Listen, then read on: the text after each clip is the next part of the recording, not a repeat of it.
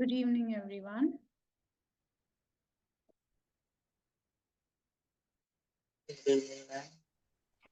Good evening, ma'am.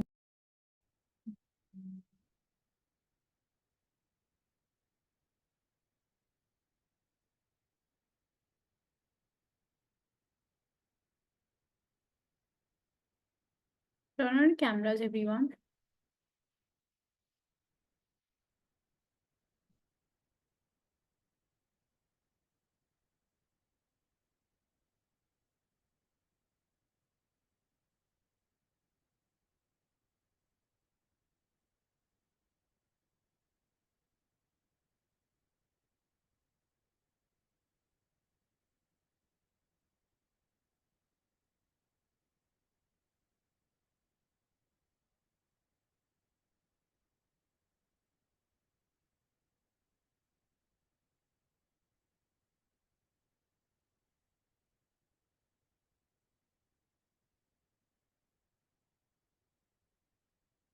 Not able to see so many students. Turn on the cameras, everyone.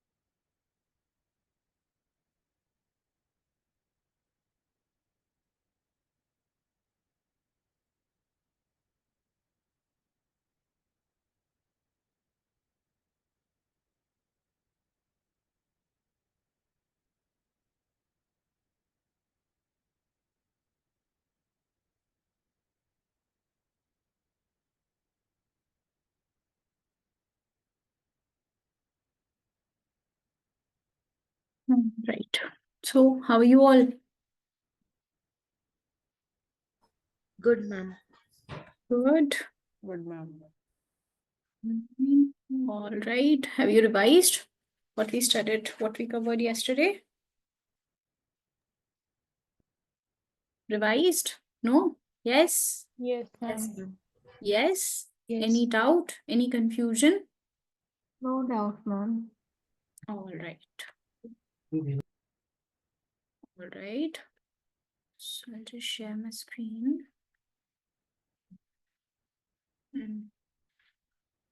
So we completed this introduction to FR. Okay. Let's start with the regulatory framework today. Okay. Just a bit of discussion, theoretical discussion left in the regulatory framework. Okay, tell me quickly, what are the 5 financial statement? What all are included in the 5 financial statement? The statement of profit and loss, Mhm. the statement OCI. of financial OCI, statement of financial position, Mhm. Statement of cash flows, So, statement of changes in equity, and notes to financial statement. Yes. disclosure Okay. Disclosure notes. So these are your 5 financial statements we What was the covered last one? yesterday. Notes to accounts. Notes to Okay, so we covered these all yesterday. Okay, we learned the format. Okay, we learned the format of SOPL OCI. The thing to remember in this, we have to write the OCI separately. That is your revaluation surplus. That is your upward revaluation of your NCA. Okay, upward revaluation of your non-current asset will be covered under your other comprehensive income headings. Then we learned the SOFP format. Okay. SOFP, we learned the definition of assets. Assets can be non-current, can be current. Non-current, more than 12 months. If you are holding any asset, that is your non-current. And if you are holding any asset for the period up to 12 months will be your current asset. And then we discussed about liabilities. Liabilities can also be non-current and current. Similar logic. more than 12 months and up to 12 months, and we discussed about equity. We discussed about 4 components of equity. Now give me the 4 components of equity quickly. Revaluation surplus. Yes. Share capital, share premium. Share capital, share premium, and last one is your retained earnings. Okay, these are the four components of your equity. Okay, we discussed that. We learned about the format of your SOFP. We write in the order of the liquid asset. The most liquid asset will be at the bottom, at the end, and most illiquid asset will be at the top. That is your property, plant, equipment.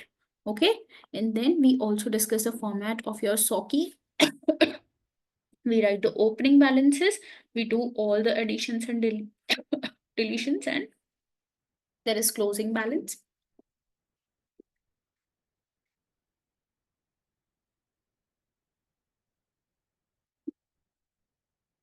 We learned about this yesterday. Okay. Then we also discussed some regulatory bodies, okay, from where this format and all is coming from, why we are preparing the SOFP and SOPL in that particular manner only. So where are the standards coming from? So we learned about IFRS Foundation, which is a governing body of IASB. It is a role of IASB to develop and publish the standards, but it is actually done by the IFRS AC, the advisory committee. Okay, and IFRS IC, its job is to interpret and to derive that, okay, whether any other interpretation can be derived from the particular standard or not. Okay, so yeah, these all things we covered yesterday.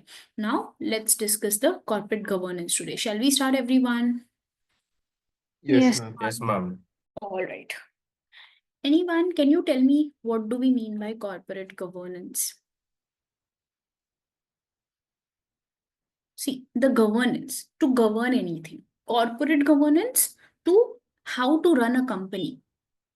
What rules should be there to run a company? What procedure should be there in place to run a company? So corporate governance, the word corporate is for companies. Okay, corporate governance is a system and method by which the companies are directed and controlled. By which we direct as well as control any company. It is called your corporate governance. It is crucial to understand that shareholders are the owners of the company and they do not run the company or manage the company.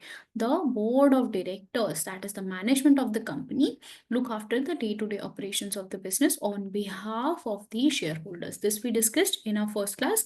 The shareholders are the owners of the company, and the board of directors actually run the company. Okay, so what board of directors is doing? Using the shareholders money, okay, to do the business.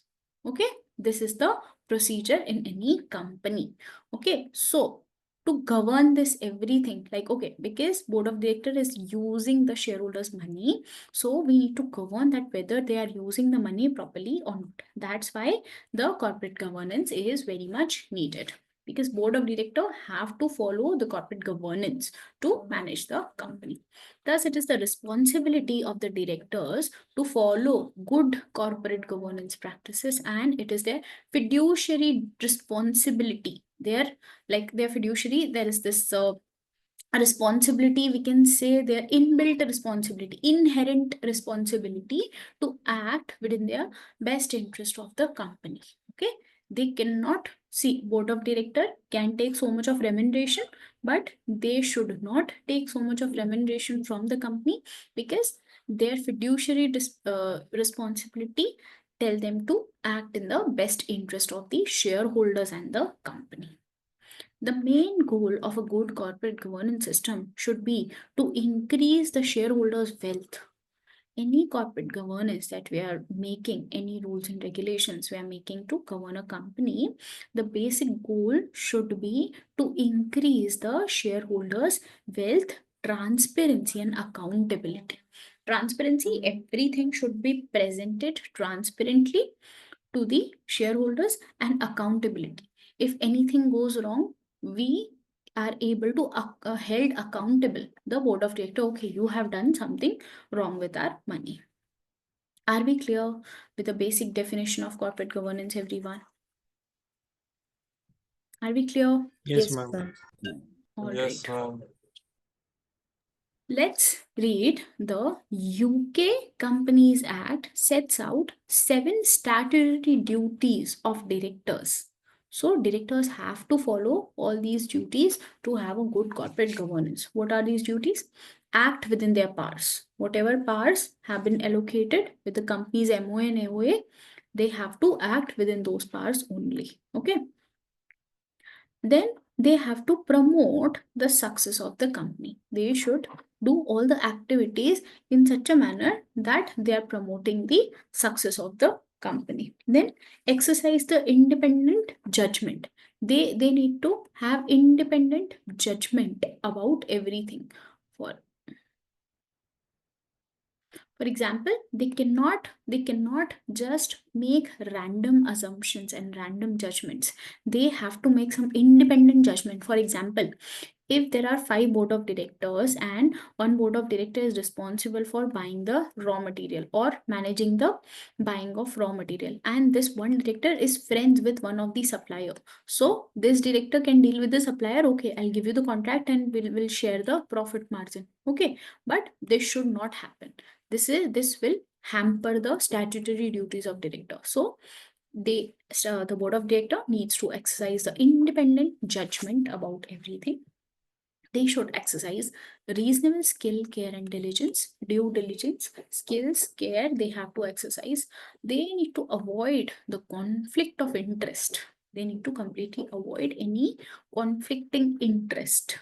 That is, if they are interested in any of the interested, this was the interest only, this was the interest, this one director and supplier, they were friends now, so there should not be any conflicting interest. Friend also, he is a friend also, and we are giving the contract also, so it will create a conflict of interest. So director should avoid such type of arrangements.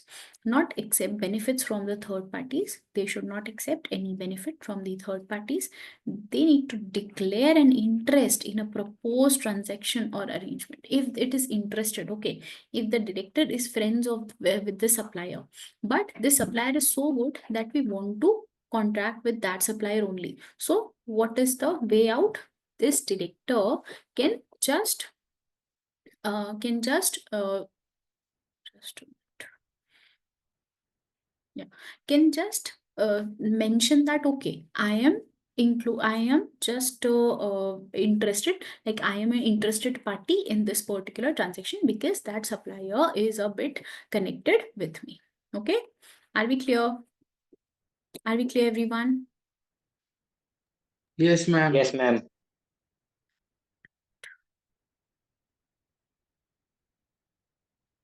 So, thus, before taking any decisions, director should consider the impact of its action and keep the best interests of all its stakeholders in mind, that is, our employees, suppliers, customers, your owners, or society. Okay, that means the directors are the ones who take all the decisions for the company. Na? So, before taking any decision regarding the company, the director should consider what impact that particular decision will have over the employees, over the suppliers, over the customers, over the owners, that are the shareholders, as well as the society as a whole, so that they will take the decision in best interest of everyone. It is important to note that it is the responsibility of the director to ensure that the financial statements are made in accordance with the relevant laws and applicable standards. Now, there are the standards and all. Okay, so it will be the duty, it will be the responsibility of directors, okay, to follow all the laws and regulation and your applicable standards. Whatever standards are applicable, it will be the duty, responsibility of directors to follow them. They should take full responsibility for the same and disclose it in the notes to financial statements. Okay, whenever we are making the notes to accounts now, there is one declaration also. Okay, declaration also by director that we take for the full responsibility for the preparation of this financial statement. Okay, this is included in your notes to accounts. Are we clear, everyone? Yes, ma'am. The director should make sure internal controls are in place within the company to prevent and detect the frauds and manipulation of financial statements on purpose. So all the internal controls means like who is giving charge to what particular thing in your company. Then like we can just make sure that all the things are properly done in the company. No one is taking any unfair advantage of any position, any responsibility given to them. Everything is working properly. There are no frauds, no errors in the company. Okay, to make that we need some internal controls. Okay, so it is the duty of directors again to make sure that all the internal controls are in place within the company to prevent and detect the frauds and manipulation of the financial statements on purpose. They should avoid all the manipulation and the frauds. Therefore, to oversee this, the owners, that is the shareholders, appoint external auditors to review the financial statements and comment on the fact that if the management have carried out their fiduciary responsibility properly or not, and that the financial statement show a true and fair view of the performance of the business. Okay, so now what this paragraph says now, so see, now the owners of the business and the managers of the business are different. Yes, yes. The owners are giving money to the managers to manage. Now, we should know now, we as the owners should know now that our money is utilized properly. So that is the reason all the companies who are using the public money, okay, are mandatorily required to have audit of their financial statement. Okay, so what happens is how this audit works, all the shareholders will just vote for appointment of a particular external auditor, which will be your company. This is your company. Okay, this is your company. There will be an external audit firm. Okay, this will be appointed to come to this company and check everything in the company, that is the company is working properly or not. And then this audit firm will issue an audit report mentioning that okay, all the financial statements give true and fair view of the company's affairs.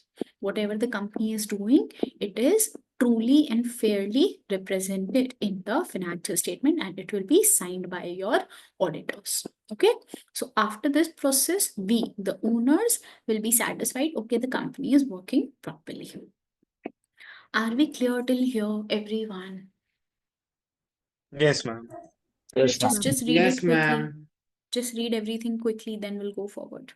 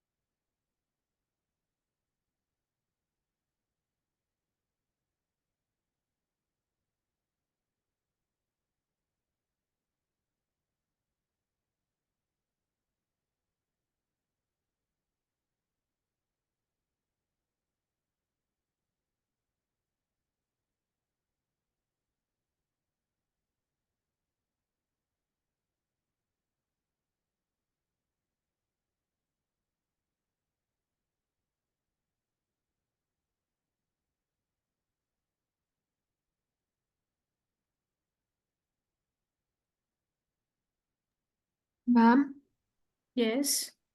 see in a chat box.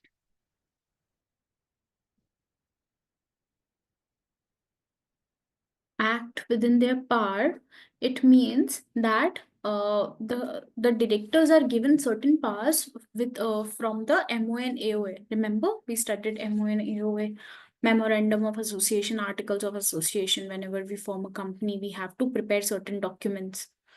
It will state the power. Okay, director is having the power to appoint any other directors, like that. The powers will be mentioned in that particular MOA, AOA, and the directors should should act within those powers only. Okay, Shivika's question is, please explain the independent judgment. Independent judgment, I'll not be biased. Like if there is a director, okay, so he can appoint his friend only na to be another director, so that whenever the board of directors having any meeting and passing any resolution, that friend could act in favor of that director. So they cannot do such things. They need to act independently only. They cannot be biased in any situation. Ma'am, Yes. can you please explain point 5 again? Avoid conflict of interest. If there is Yes, any ma'am. interest, conflicting interest, like the supplier, I told you, supplier was a friend only. So we should just avoid such conflicting interest at the level it is possible. And if it's not possible, then we can just disclose it. Okay, ma'am. Thank you. All right. Anything else? Okay, this is the question. This is the question. In case of a company, the responsibility of preparation of financial statement is of the Director. directors. Directors. Yes or no? Directors. The directors. So this is all about your first chapter. I hope all the points are clear to you. Ma'am are in the fifth and sixth point almost the same. Yes, we can say. But it is like accepting benefits, and conflict of interest can be just interested. We are just interested. Like we are not accepting. Here it is mentioned that we are just accepting only. So you cannot accept any favor from third party. And here you're interested in involved. Maybe it's just your friend. There is nothing he is paying you. But then too it will be the conflict of interest. We should avoid.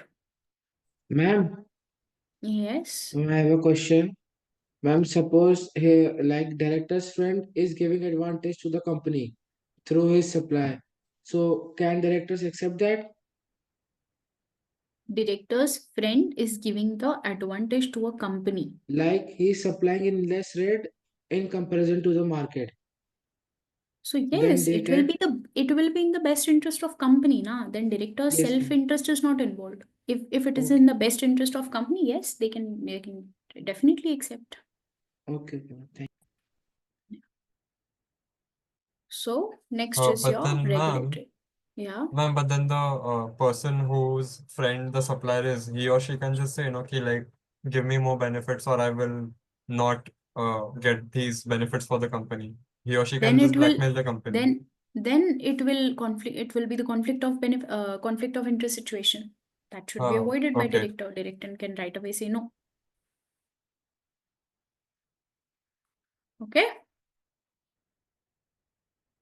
All right. So now again, a bit of theory is remaining. That is your regulatory framework. Let's discuss this. It will be the last theoretical discussion. And after this, all the chapters are completely practical chapters. Okay.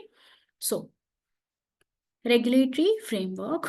Under the ACCA course, the regulatory framework for financial statements encompasses various accounting and reporting standards.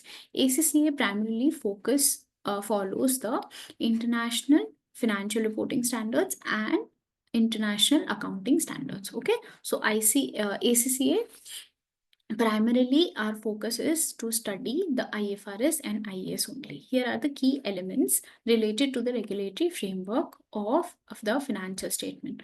Firstly, IFRS and IAS. ACCA places a significant emphasis on IFRS and IAS as the primary regulatory framework for financial reporting. These International standards provide guidelines on how financial statements should be prepared and presented. Okay, we discussed already that these are some standards that will provide us the guideline that how we should prepare the financial statements of our company. Then next is your ethical considerations. Again, very important. If we are doing anything, if we are reporting anything, we should be ethical in our work. ACCA emphasizes ethical considerations when preparing the financial statements. Accountants are expected to adhere to ethical principles and integrity, that is your honesty, your truthfulness in reporting. See, one is a simple accountant and one is a professional accountant. As general public, who do we trust more, the normal accountant or the professional accountant? The professional accountant. The professional The one, the professional professional one. one. The word attached to the accountant is professional now. So by professional, how we are being sure? Okay, a professional. What is there in the mind? Okay, a professional will do everything right only. He will just follow all the rules and regulations only. Yes. So that is why it is very important for you as the accountants. You will be the professional accountants. You will be the ACCS. Okay. So you should present everything, whatever is there. You should do all the activities in accordance with the ethical considerations. You should follow very high ethics, very true to everything. You should report everything fairly. You cannot do anything manipulation, and this all is not allowed. Adhere, Aryan, adhere is to like stick to. They need to stick to. They need to follow the ethical principles. Okay. Yes, ma'am. All right. Next is the regulatory bodies. This we discuss. ACCA covers various regulatory bodies that oversee the financial reporting, such as the IFRS Foundation, the IASB, and other relevant regulatory bodies. Financial reporting requirements. ACA students learn about the specific financial reporting requirements and principles related to assets, liability, equity, income, expense, and disclosure. These all things we will learn about. Okay, like what are assets, what are liabilities, equity, income, expense, and what are various disclosures. Then accounting standards. In addition to the financial reporting, ACCA covers the auditing standards also. Sorry, it is auditing standards. So see, as the accounting standards are there now, that how you have to prepare the accounts for your company, in similar manner there are also some auditing standards. As I told you now, the external firm will come to your company and check everything. So how do they check? How do they do all the checking and all? How do they report that okay, everything is fair or not? There are certain standards for auditing also, okay, that the firms has to follow. So in addition to your financial reporting standards, ACA also covers some auditing standards that are your ISAs that are essential for ensuring the accuracy and reliability of the financial statements. Okay, they are very essential for the financial statements accuracy check. Are we clear till here, everyone? Yes, ma'am. Yes, ma'am. Any doubt? Yes, ma'am. No, ma'am. No, All ma'am. right. Next is your corporate governance. ACCA includes the aspect of corporate governance within the regulatory framework, stressing the importance of effective governance practices for financial transparency and accountability. We just discussed corporate governance is very much required. How to manage and control the company. We need to have a particular set of corporate governance policies and procedures so that all the transparency and accountability can be maintained in the company. Then next is your emerging issues. ACCA takes into account some emerging issues and changes in the regulatory environment, ensuring that students may stay up to date with the latest development in the financial reporting standards and practices. So ACCA regularly you will see when you become ACCA na, or when you're studying also, you will regularly see any changes. If any changes are there, ACA regularly update all the students as well as the members. Okay, these are the changes and you need to look for that. Okay, you have to follow all the changes. Next is your regulatory compliance. ACCA emphasizes the importance of compliance with relevant laws and regulations in different jurisdictions and the impact of these regulations on the financial statements. So ACCA, it will just emphasize that it is very important for the companies to comply with all the laws and regulations. In summary, ACCA course incorporates the study of IFRS, IAS, ethical consideration, auditing standards, corporate governance, regulatory compliance to equip the professionals with a comprehensive understanding of the regulatory framework for financial statements in the global accounting and finance landscape. So, you will be given with all the content regarding your regulatory framework, your IFRS, IAS, your corporate governance, your ethics, everything in various subjects. Okay, not everything is included in your FA only. Okay, it will be like throughout your journey, it will be there, so that you as ACCA professionals will be able to follow the global accounting and in the financial landscape. Are we clear till here, everyone? Yes, ma'am. Okay, ma'am. just Yes, go ma'am. through it, everything. Just go through it till here. Just read quickly, then we'll go forward.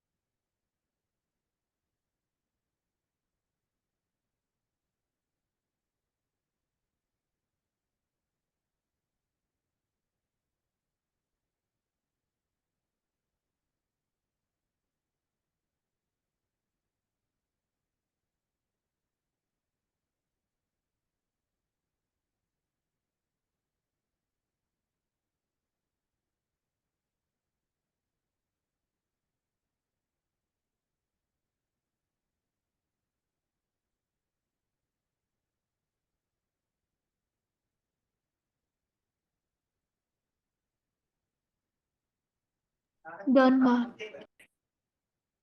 Done, everyone? Yes, ma'am. Yes, ma'am. Right. Next is your regulatory bodies. So, international regulatory system of IFRS is structured as follows. Firstly, we studied about IFRS Foundation. It is the overarching body that oversees and coordinates the development and adoption of IFRS. It is an independent, not-for-profit organization based in UK. Okay, it is basically based in UK, but it is an international body. Okay, it's not the UK body. Do remember, it is based in UK. Next is your IASB, is the standard setting body under IFRS Foundation. Its primary responsibility is to develop and issue the IFRS and related pronouncements. Okay, related announcement, any amendments in anything, it will also be issued by IASB only. Okay, IASB is composed of independent board members who represent various geographical regions. Okay, so IASB, there will be members from all the different countries. It is not necessarily just one country, all the different country members will be there in this board. Then IFRS It is the set of accounting standards, principles designed for use by companies when preparing the financial statements. These standards provide a common language for financial reporting, ensuring consistency, comparability of the financial statements globally. There will be these standards, and by using this standard, we can have consistency in our financial reporting, how we are doing the accounting. Okay. Just read these three, then we'll go forward. See, I'll tell you, these are very important, okay? The questions may come directly, like what all are included in the roles of your IASB, for example, okay? So there can be 1 point here, 1 point here, okay? And there can be 2 other points, okay? And the question will be like, okay, what all are included in the role of IASB? 2 points they will include here and 2 points other, okay? Then you have to click these 2 points. In this type, the question can come. You will see in your LMS, okay? The questions like these are there in your LMS. So read everything very properly, especially this and this. Read it quickly, then we'll go forward.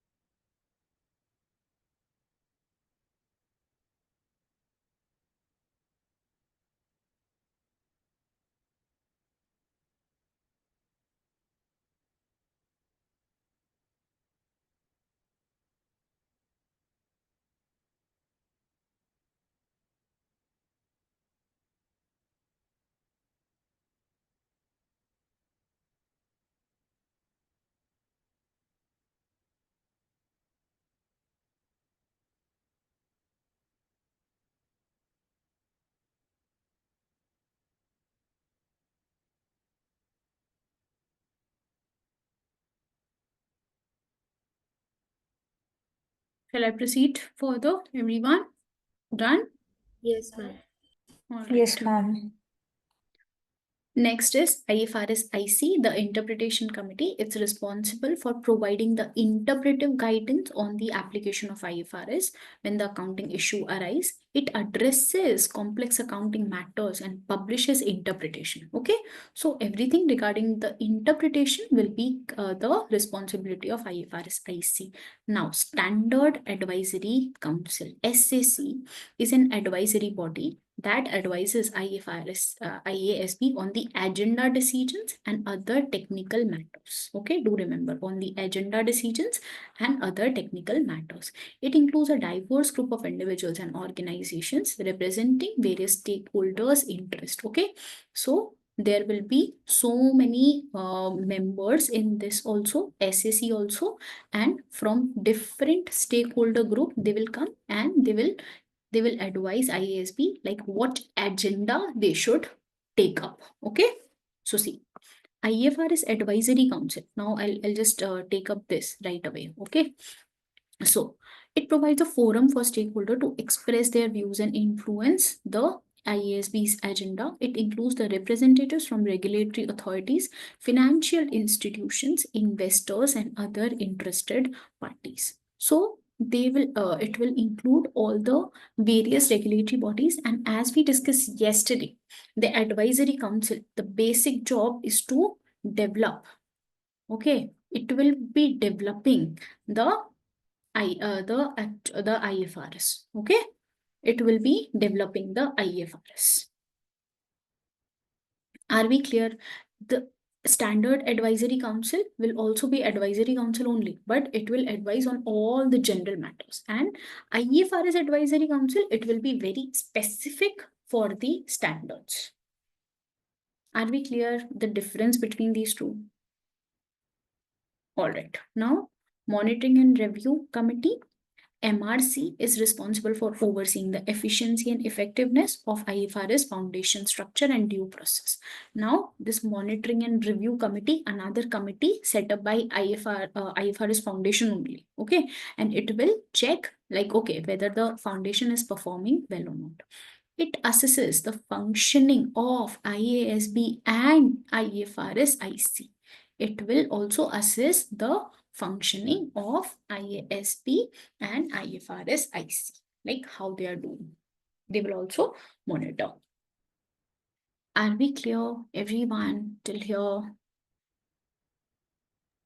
Yes, ma'am. Yes, ma'am. All right. Yes, Dhruv. Can you explain, ma'am, Standard Advisory Council and IFRS Advisory Council again? See, it is more or less the same only. Okay, both are the advisory council only. So SAC will just generalize everything and just help in taking all the general discussions. And whenever there is IFRS word involved, that means there's something related to the IFRS specifically. Okay, Agenda ma'am. decisions, like what topics they should look forward to, like okay, if the national body, if suppose the ICI is not able to adopt anything, then SSA will call, then discuss that okay, what is the problem, how we should deal with it. So all the different agenda, all the general agendas will be there.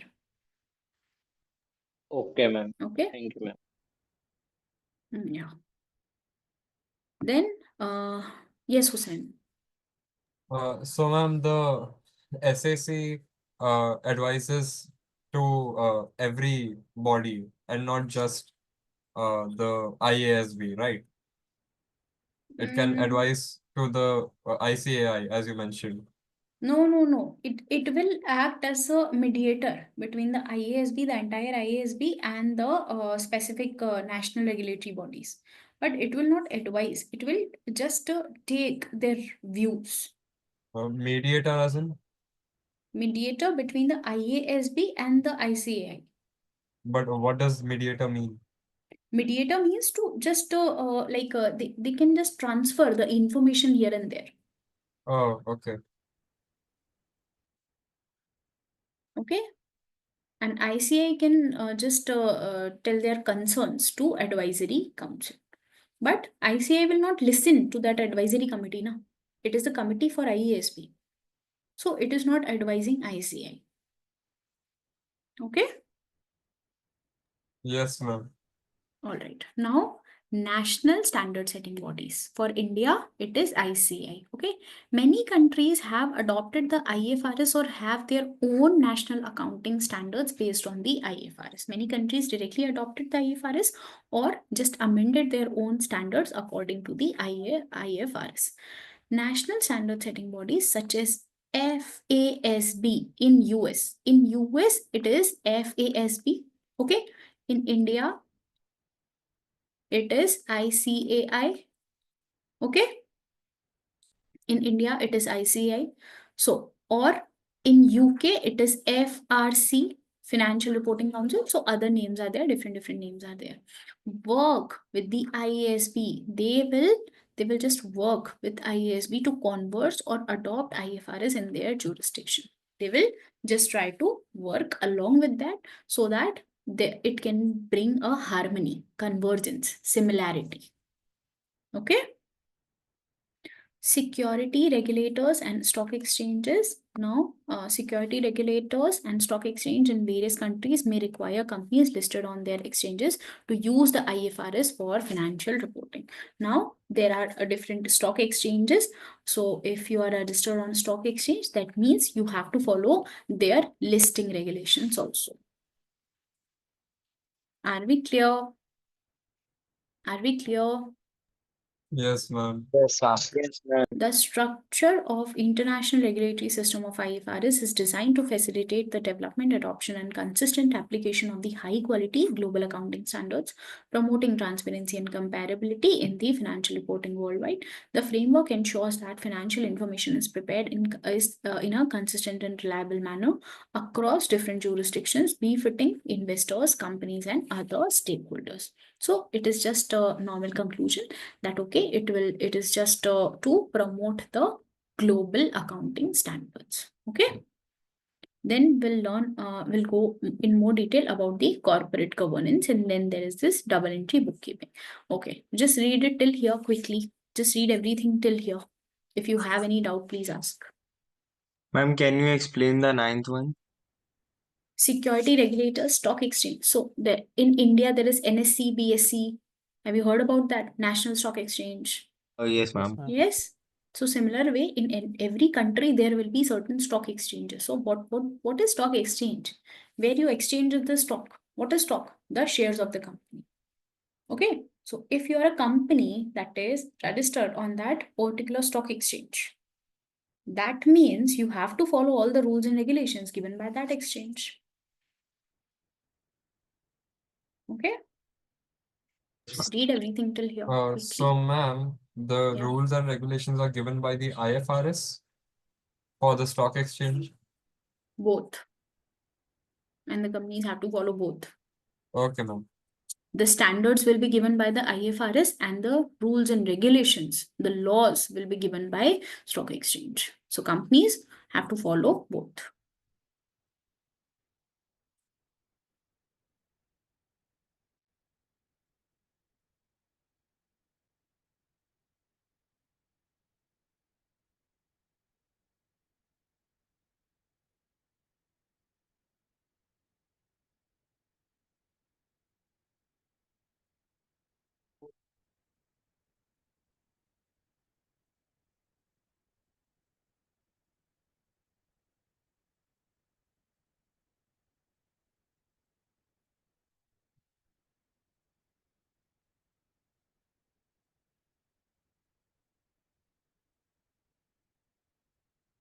Ma'am, Yes, can you please summarize the security regulators and stock exchange once again? I just summarized that only. Ma'am, I So- couldn't get that. Sorry. Stock exchange is somewhere, it is a regulatory body which is like like NSE, BSE in India, na? So there the companies get registered, and from there only the shareholders can purchase the shares. It is stock exchange. Okay, ma'am. The purchase and sale of shares is regulated by stock exchanges. So there are certain rules of that particular stock exchange that also needs to be obeyed by all the companies. Okay, ma'am. Yeah.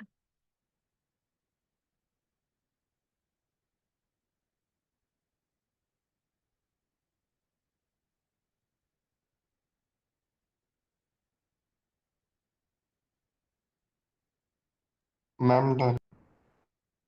Done, everyone? Yes, ma'am. Why there are so less yes today? Where are others? Why I can see just few students? Where are you today? Everyone sleeping? In 60 students, 64 students, why I can just see 10 students? Where are 50? Yes? Yes, yeah. Ma'am, Yeah. I have a question. Yeah. Who develops IFRS? IASB. Okay. How about the advisory council? IFRS advisory council. Yeah, advisory council. See, it is the advisory committee, advisory council that is being set up by the IASB only. IASB is the whole body. For example, IASB is having 14 members. Okay, so from these 14 members, 5 are selected for IFRS AC, advisory council. So these 5 will just develop the IFRS. Thank Okay. you. So it is the job of IASB only. Okay, thanks. Yes. Yes, yeah. Do you have any other doubt? No, I got it. Thank you, ma'am. All right. Okay. You can lower your hand. Yeah. So shall I proceed to the company's responsibility and corporate governance, the last theoretical topic? Very quickly, let's cover this. Okay. And then we'll start with the the UK Corporate Governance Code and the Sarbanes-Oxley Act. The two topics are also remaining. And then after that, we'll go to the double entry system of bookkeeping. Okay. Today, we are going to take up this topic also. Shall I proceed, everyone? Yes, ma'am. Yes, ma'am. Yes, ma'am. All right. So corporate governance, again, it refers to the rules, practices, procedures by which the company is directed and controlled. It encompasses the relationship among the company's management, its boards of director, shareholders, and other stakeholders. So corporate governance, it will just define that, okay, how the directors, the stakeholders, the shareholders, and all the company's management is interlinked and how they are communicating with each other and how they are helping each other out to bring a harmony in their company. Okay, the primary objective of corporate governance are to ensure transparency, accountability, fairness in how a company operates and how the decisions are made. How a company is operated, how the decisions in the company are made, it is just all coming under your corporate governance. Okay. So key elements of corporate governance. First is your board of directors. It is the central component of the corporate governance because the corporate governance is developed by board of directors only. It is responsible for overseeing the company's management, taking all the strategic decisions, ensuring that the company operates in the best interest of its shareholders. The board provides guidance and oversight to the executive management team. So, board of directors, they are responsible for all the major decisions in the company. They are responsible to protect all the interest of all the shareholders, and the board of directors are the people who will advise the top management. Okay, there are a lot of managers also in the company, right? Yes or no, everyone? So board of director will just advise all the managers in the company that how to work. Okay. Next is your shareholders' right. The corporate governance aims to protect and enhance the right of the shareholders. This includes the right to vote on key company decisions, access to company's information, and a fair opportunity to participate in the profits. Now, the corporate governance is also ensuring that the shareholder can have access to all the company information whenever they want to. They have right to vote on all the key companies' decision, and they also have a fair opportunity to participate in the profits of the company. Okay? Are we clear, everyone? Please answer yes or no. Yes, ma'am. Yes, ma'am. Yes, ma'am. Yes, Yes, ma'am. ma'am. I can hear a few sleepy voices. Yes, ma'am. Shall I Yes, also teach ma'am. like this? Transparency and disclosure to you all. Please be active, be more responsive. What is this? Yeah, young people. What is this? Sleepy voices. Chalo. Transparency and disclosure. Companies are expected to provide accurate, timely, and relevant information to shareholders and the public. This includes the financial reporting, operational performance, and the material events that may affect the company. So, the company should provide appropriately, disclose everything, like okay, if they are planning to just dissolve the company, just wind up the company, and if they are planning to just have a merger with other company, any material event, any material decision they are planning to, they should disclose everything to the shareholders. Okay, everyone. So transparency and your disclosure should be maintained by the companies. Ethical and responsible decision making. Corporate governance encourages ethical and responsible decision making by company executive and directors. This helps in preventing the conflict of interest, fraud, and unethical behavior. So everything in the company, whatever you're doing, you should keep in mind that you have to follow all the ethics and you have to be responsible for whatever actions you're taking. Accountability and auditing. there should be a mechanism in place to hold management accountable for their decisions and actions. Independent accounting and internal controls are essential components of the accountability. We need to make sure that all the accounting, all the auditing procedures, we are taking all the independent decisions accordingly. Okay. Risk management. Any risk also, okay, whenever you are doing any business, there will be risk. Every business will have risk. So how you are managing your risk? Corporate governance includes procedure for identifying, managing, and reducing the risk that the company may face. Effective risk management is crucial to protect the interest of the stakeholders. So if any risk is there, you need to just identify, okay, what all risks are possible for a company, and you need to manage and mitigate those risks up to a certain level. Stakeholders' interest. Corporate governance extends beyond shareholders to consider the interest of various stakeholders, including your employees, customers, suppliers, and broader community. It seeks to balance the interest of all the parties. So under corporate governance, it is not just about the shareholders. Okay. So corporate governance, it will want to protect the interest of all the stakeholders, whoever are connected with the company, the stakeholder we started yesterday. Remember all the internal and external? Yes. So it will focus on protecting the interest of all the stakeholders. Last is compliance and legal requirements. Companies are expected to comply with relevant laws, regulations, and corporate governance codes in the jurisdiction where they operate. This helps to ensure the legal and ethical behavior. Effective corporate governance is essential for building and maintaining the trust of investors and the public. It can lead to improved financial performance, reduced risk, and long-term sustainability for companies. In contrast, poor corporate governance can result in financial scandals, loss of investor confidence, reputational damage. As a result, the corporate governance is a critical aspect of modern business management and a key factor in determining a company's success and resilience.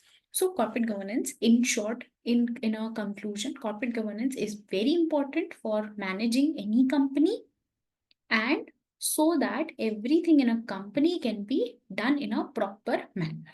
Okay, this is all about your corporate governance. Are we clear, everyone?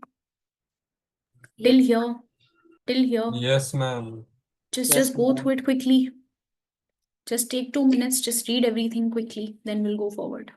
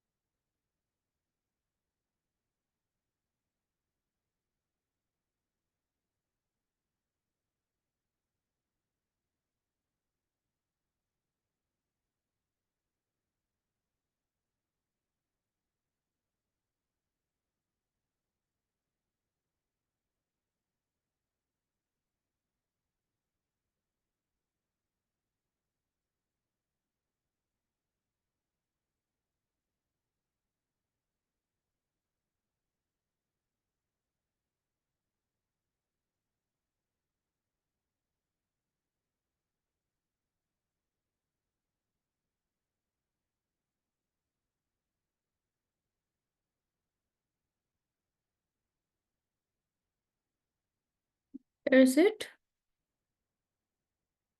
Yes, Hussein, ma'am. you asked me a doubt. Where is it? The second sentence, it encompasses the relationships among a company's management.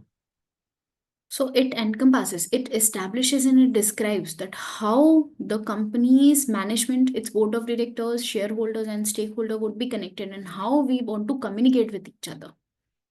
what all needs to be presented to everyone. It will show, it will Okay, ma'am. describe. Thank you. Okay. Yeah. All right. Now the UK Corporate Governance Code 2018. Okay. So it is also very important. Ma'am, does corporate governance have any regulatory body? So it is like every country may have their own corporate governance code. Like for example, UK corporate governance. UK has established a UK corporate governance code. So other countries can simply adopt this one also and they can have their own. So, okay. So, the UK Corporate Governance of 2018 is a set of principle and guidelines that provide the best practice recommendations for corporate governance in UK listed companies. It is issued by the FRC, the National Regulatory Body, remember? National Regulatory Body, FRC of UK. And it is often referred to as 2018 code. The code is designed to enhance transparency, accountability, and integrity of the corporate governance publicly traded companies. So all the publicly traded companies, they have to follow all these UK corporate governance code. Okay, so they have just defined the key points from UK corporate governance code. It is a very like a detailed description of the code.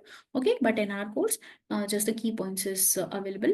So first would be leadership separation between chair and CEO. No question will come from this area. Okay, UK corporate governance code. I haven't seen any question. It's just for your understanding purpose, like what is a corporate governance code. Diverse and gender-based boards, independent, or the question may come, okay, what all are included in the UK corporate governance code? That is okay, that's it. Okay, so these points, these headlines then can come. Okay, nothing, the description is not for you all, for FA. Okay. Pay policies align with company success. Your shareholders' engagement and remuneration transparency should be there. Emphasis on key risk management and stakeholder engagement. Monitoring and shaping the corporate culture. Strengthened audit committee responsibilities. Whistleblowing mechanism and ethical behavior. Okay, what is whistleblowing? What is whistleblowing?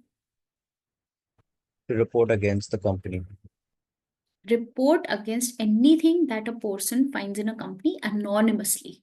Okay, anonymously, secretly, it is called whistleblowing. To complain everything, to complain about anyone secretly is called whistleblowing. Board self-assessment and sustainability reporting. So everything is coming under your UK corporate governance code in very detail, but it's just a head points that are given in your FA. Okay, just go through it and then we'll go to the last Sarbanes-Oxley Act, SOX 2002. Just go through it quickly.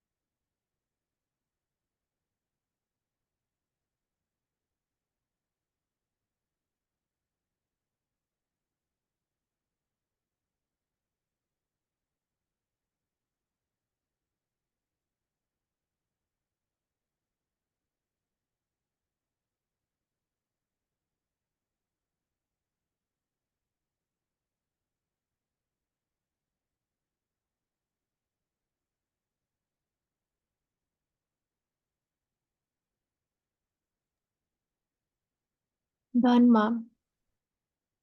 And everyone? Yes, ma'am.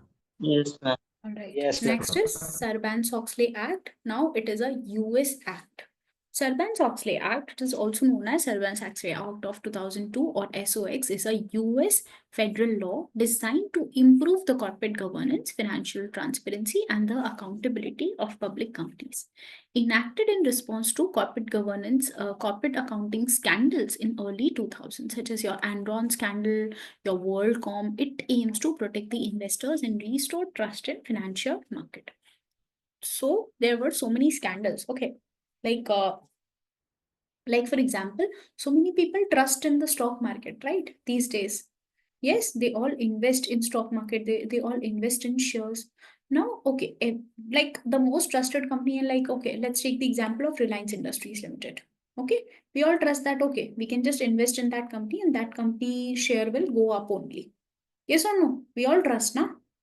In similar way, there was this Enron. There was this Enron. It was a company.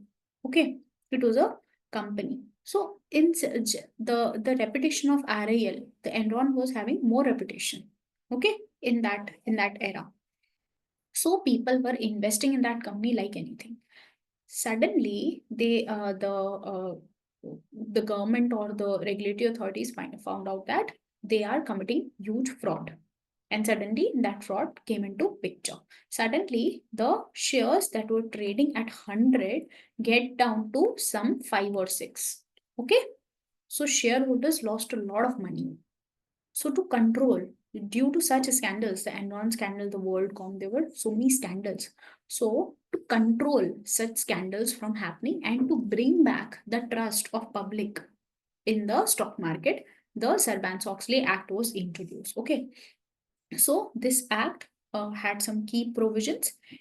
Provisions include improving the corporate governance and board responsibilities, mandates accurate financial reporting and timely disclosure, enhances the auditor's independence and prohibits the conflict of interest.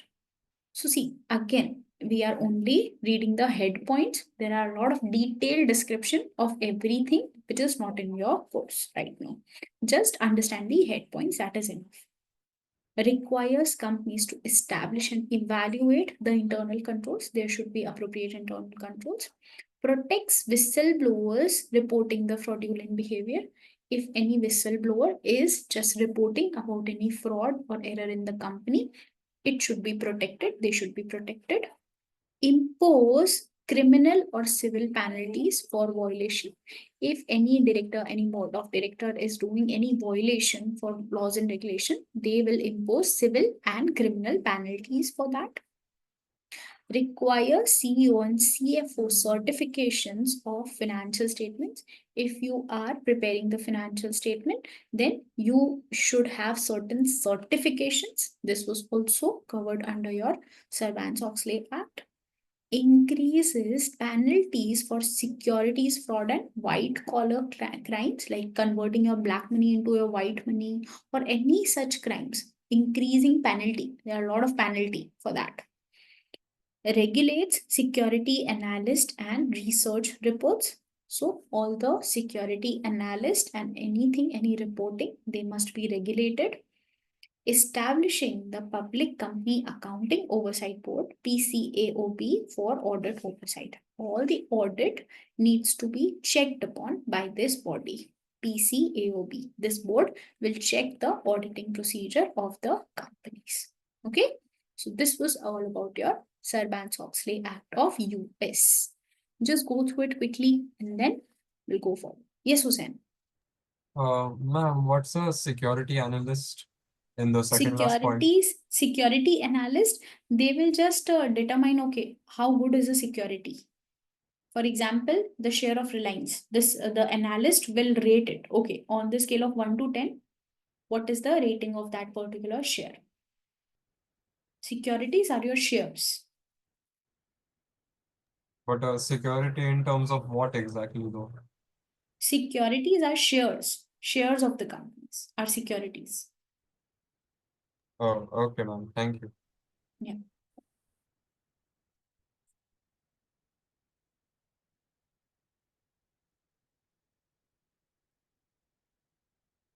Yes, Dhruv.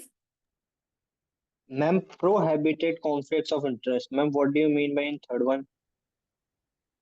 prohibits conflict of interest, like to just prohibit, to avoid conflict of interest from happening. Okay, ma'am.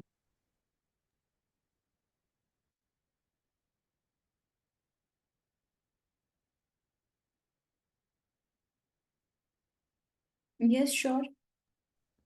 Ma'am, can you explain last point, establish the public company accounting oversight?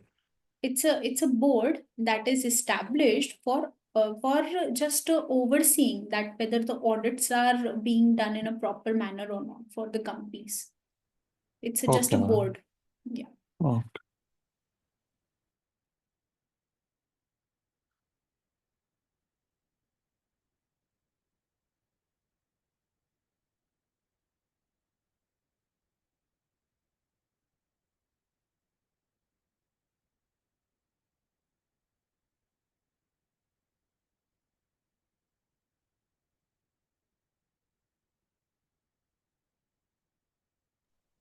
Done, ma'am.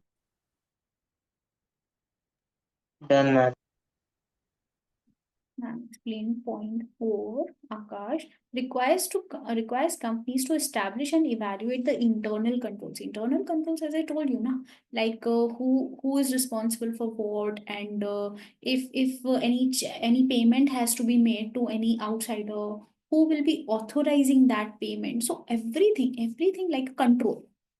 Like, okay, I can just mute and unmute you in the meeting. Now that is the control that I am having. Yes, to control this meeting. Similarly, the board of director will also have certain controls now, like how they will control all the operations. So to have proper internal controls, like okay, everything should be controlled in a proper manner.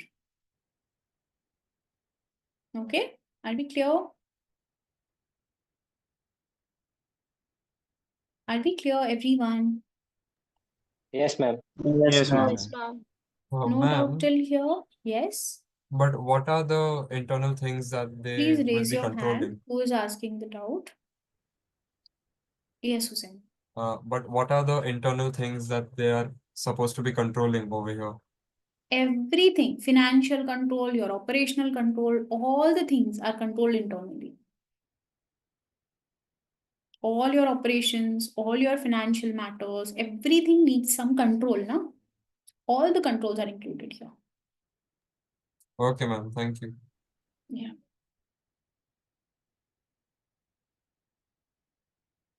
Done, everyone? Yes, ma'am.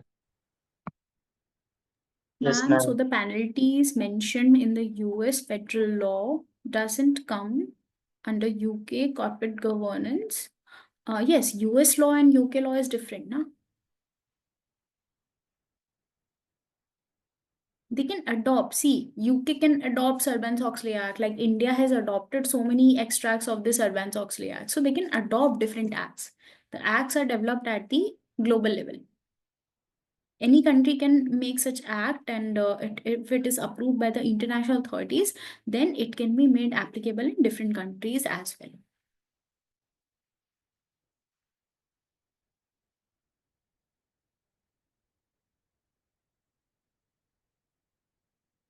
Right. Now we have to start a new topic, that is double entry system of bookkeeping. It's a bit of practical. Okay, we'll discuss so many things. A very interesting chapter for you all. You're done with the theory, right? You're so tired. You're so tired. Huh? I can see. Now it's a very interesting portion coming up. Okay, so let's have a break and let's continue after the break, everyone. Okay, let's have a 15 minutes break. Come back soon. Yeah, short break.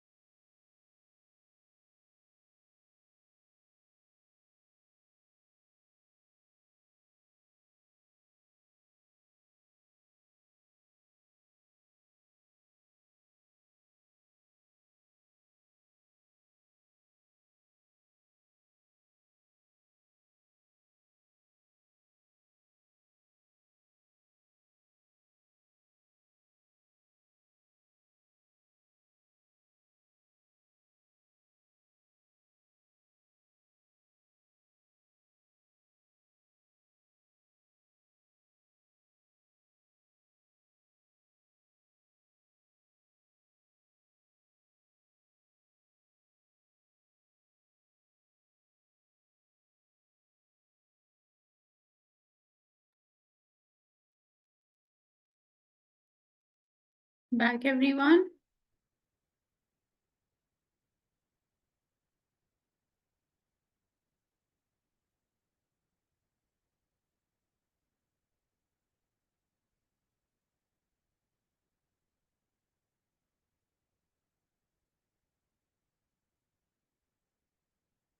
Turn on Yes, cameras, ma'am. everyone, quickly.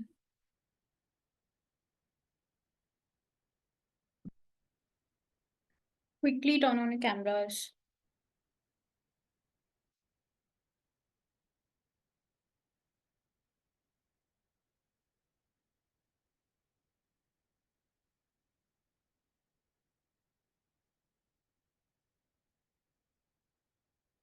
Shall I start, everyone? Yes, ma'am. Right. So let's start with double entry system of bookkeeping.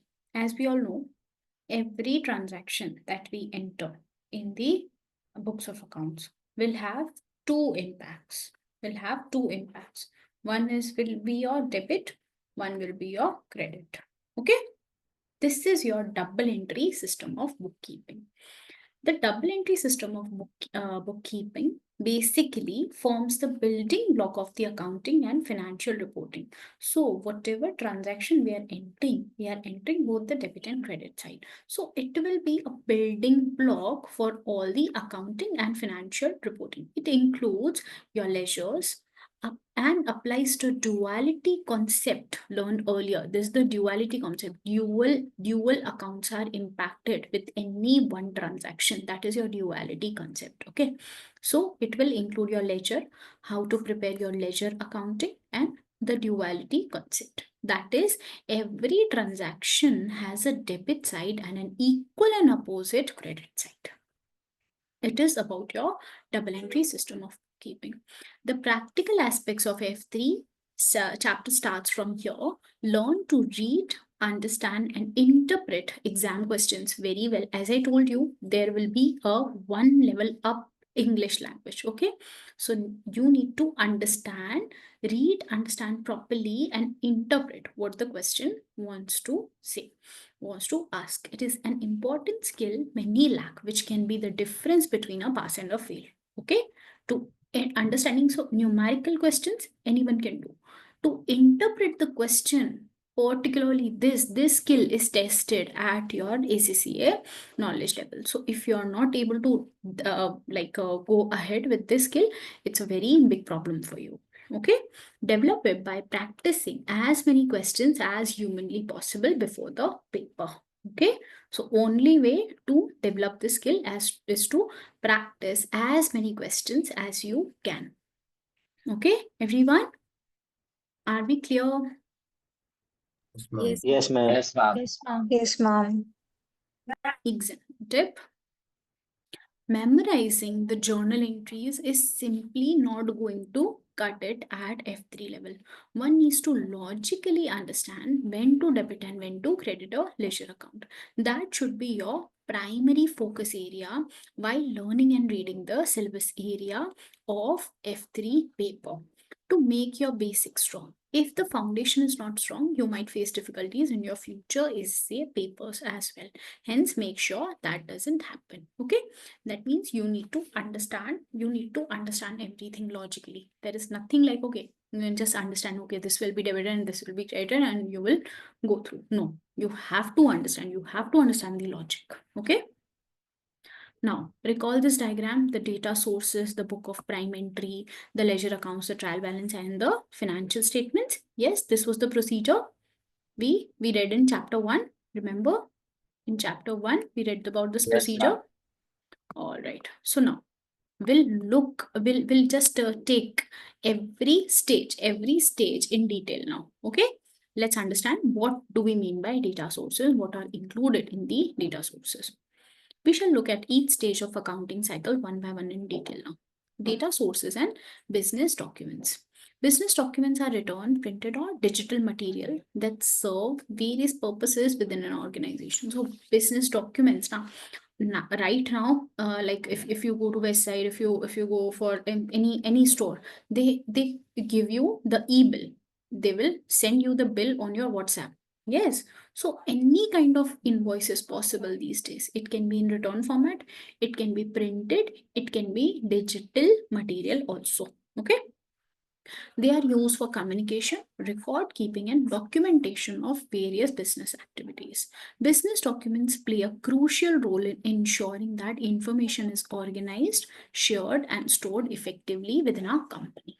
Okay, it's a very important to just store the your source documents for proper recording of all the financial information in your company.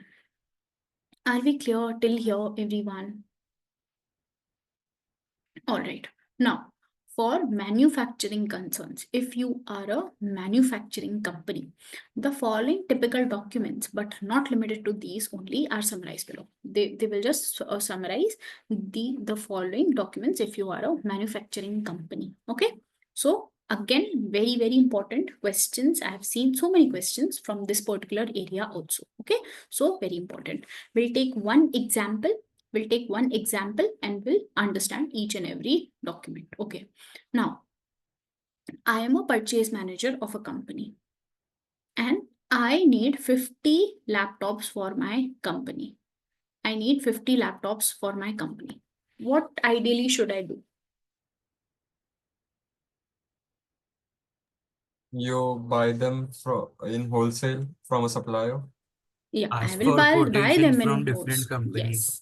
Firstly, I'll go in the market. I'll ask various companies available. I'll ask Dell, I'll ask HP, I'll ask various other models. I'll ask Lenovo, I'll ask various other companies to give me some quotation. What is this quotation? Quotation is that, okay, I want 50 laptops. At what price you will give me these 50 laptops, by what time you will deliver me these 50 laptops, and what are the specifications you are going to give me in these laptops. Okay, all the three will send me the description. Okay, that is your quotation. Then quotation, it will specify the quantity, the description, and the details of the goods that are required to get the price from various suppliers. So quotations, it will be prepared by the supplier. It will be prepared by your suppliers. Okay, these are different suppliers. They will send me the quotations. Okay, then I will choose. Okay, now I selected HP. So what I'll do as the purchase manager, I will place an order. To HP if I select HP. Yes or no? So next is your purchase order. Details of the supplier, that is name and address, quantity, description, details of all the goods required, and the price, the agreed price. Everything will be mentioned in your purchase order also. Now, this is made by the buyer requesting the supplier to provide him with the goods listed in the purchase order. Okay, this will be prepared by the buyer. All right, next, the buyer will accept. Now, this purchase order will go to HP. Now, HP will accept this order. HP will accept this order and send an acknowledgement. That is your sales order. Okay.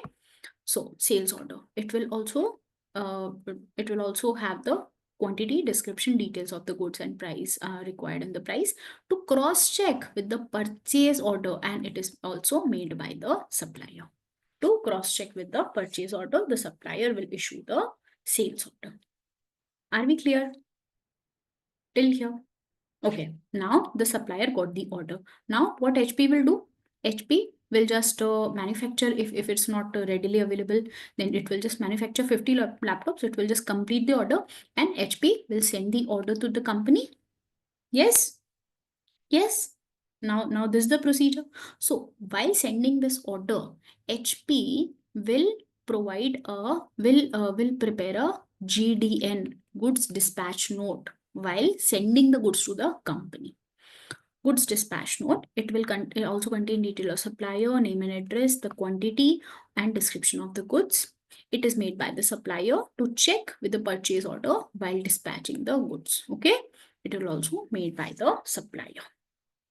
Are we clear?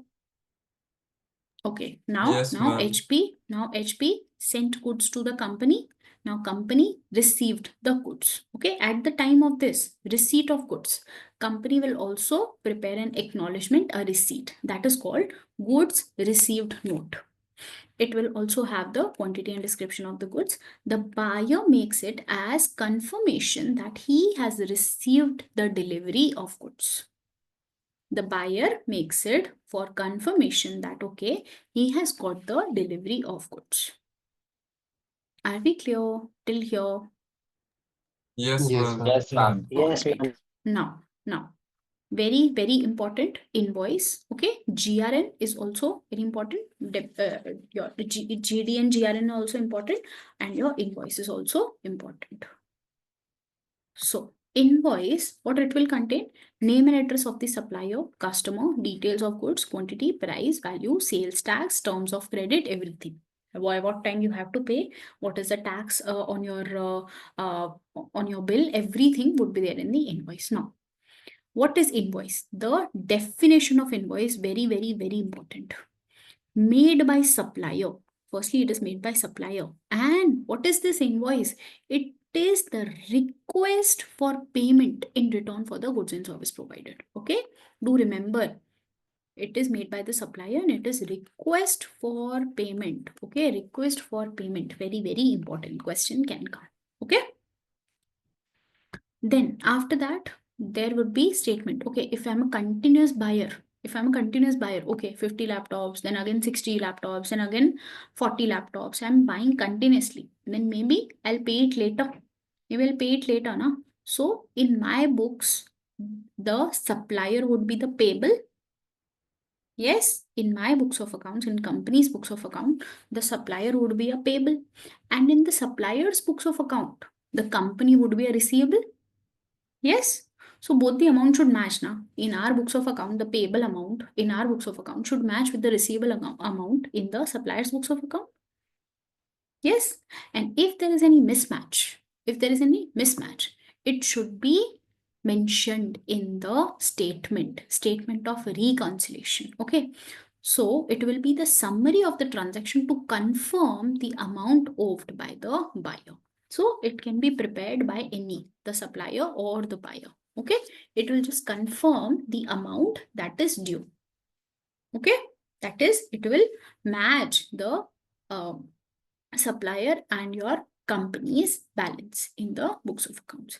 It will also contain the detail of supplier, name and address, has details of date, invoice numbers, values, payments made, refunds, amount owing, everything would be there in the statement also. Are we clear? Yes, ma'am. Yes, Hussein.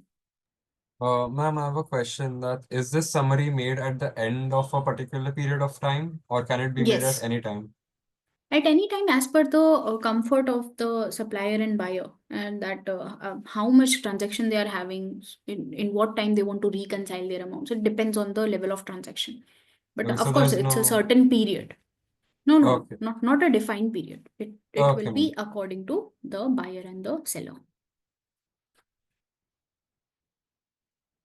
Are we clear till here? Just go through everything till here. Just go through everything till the 7th point. Then we'll go forward.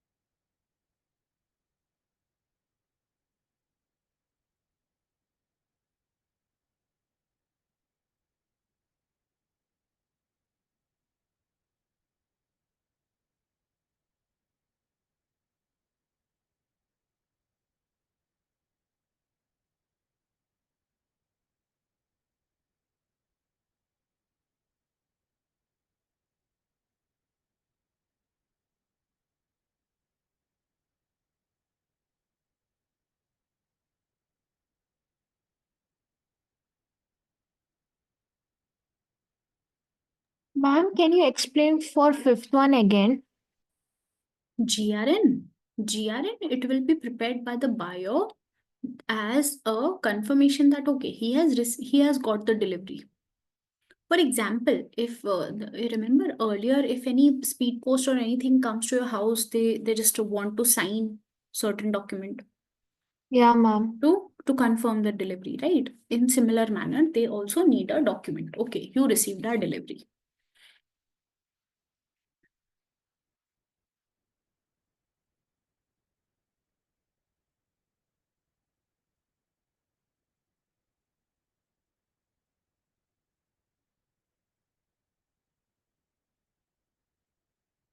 Done, everyone?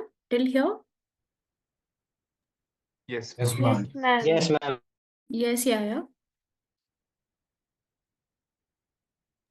Ma'am, I'm asking the third sales order. Yeah, sales order.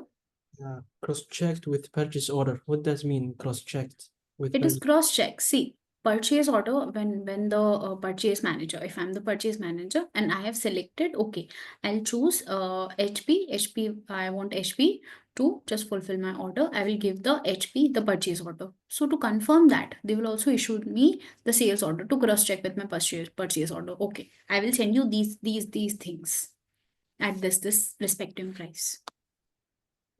Thank you. All right. Next, yes, yeah. Sorry. Okay. Next is your debit note. Okay. Now what will happen if I got 50 laptops, but I don't want 5. I don't want 5. I have to return. I want to return these 5 laptops. So what I'll do, I'll just return and I will prepare the buyer. The buyer will prepare. See, I have seen so many questions asked on this debit note as well as on this invoice. Okay, these two are very, very important. So, debit note, when it will be prepared?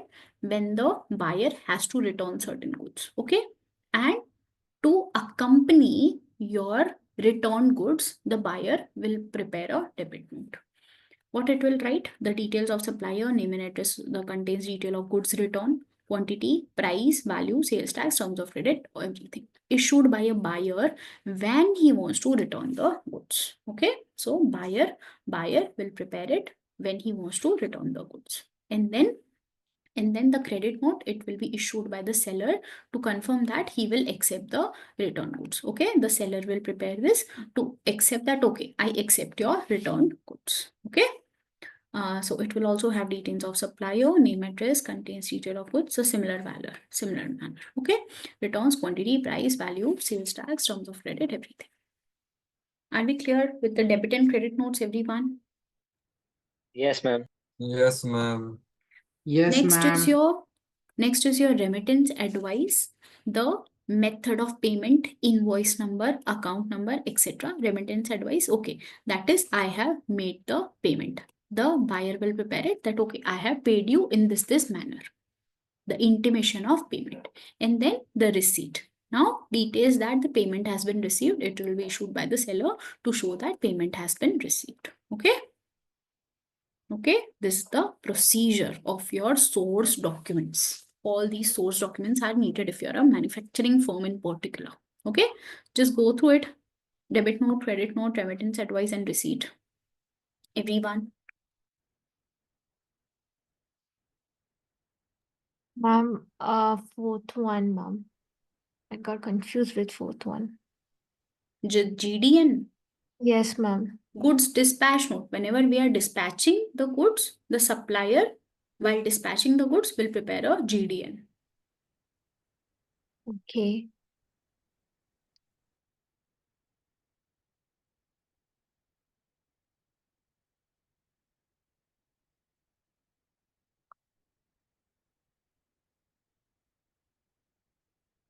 Intimation of payment, that okay, I have done the payment. Yes, Jenny. Please turn on your camera. Turn on camera. Yeah. Ma'am, can you please explain 10th one again? Yeah. Remittance advice, it is the intimation of payment. Okay, the buyer will say that, okay, I have made the payment. from this account I have done this in NEFT, or I have done the IMPS, or I have done the GPay, anything. They will just inform. That is okay. I have paid you in this so and so manner. Okay, ma'am. Anytime. The statement can be made anytime, before payment, after payment, just to confirm the amount due. After payment, it is the amount that is remaining due. Okay, Shani?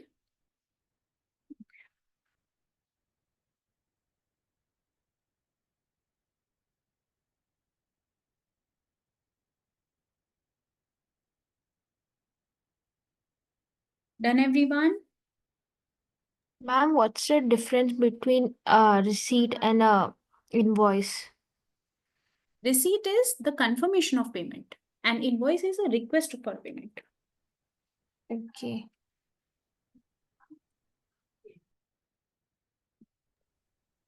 Then what about quotation? Like you are asking for that, how many things are there? Quotation is the initial offer. Okay, we will send you the laptops as this price. Before accepting the order is the initial document.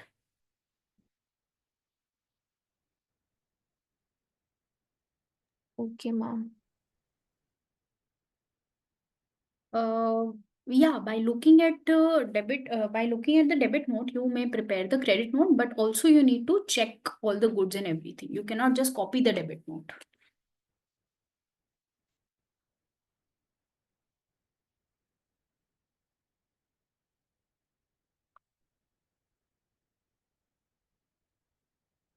Ma'am, remittance advice is just basically the mode of payment, like if you're giving by check. Yes. Mode of payment, method of payment against this invoice number and this account number, with this account number and the date.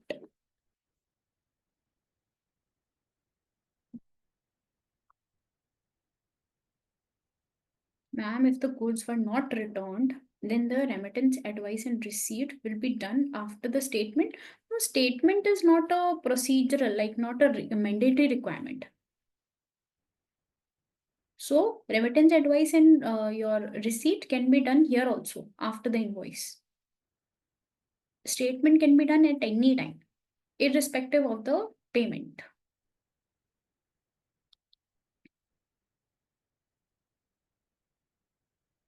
Yes, Muntasir? Supposedly, if I have made the payment in the full and then I Yeah. have to return the goods, then what? Then what document will he give me? Like in He will when give he you the credit note. He will give you a credit note. So what then happens is you purchase something from Myntra and you return the goods to Myntra. Okay, Myntra either can pay you the money back or it can issue you credit points. Remember, Myntra credits. Similar pattern happens here.